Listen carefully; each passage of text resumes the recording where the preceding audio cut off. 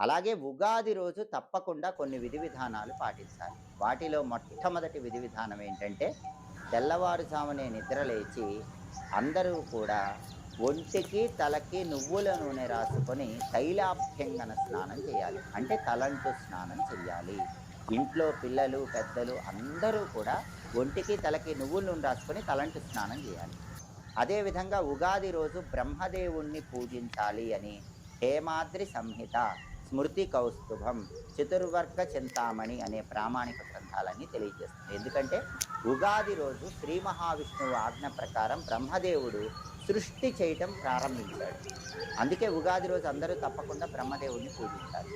బ్రహ్మకి విగ్రహం ఉండదు, ఫోటో ఉండదు, దేవాలయం ఉండదు. మరి బ్రహ్మదేవుడిని ఎలా పూజించాలంటే ఇంటి ముందు భాగంలో అందరూ ఉగాది రోజు ఒక చిన్న కర్ర పాతి పెట్టాలి.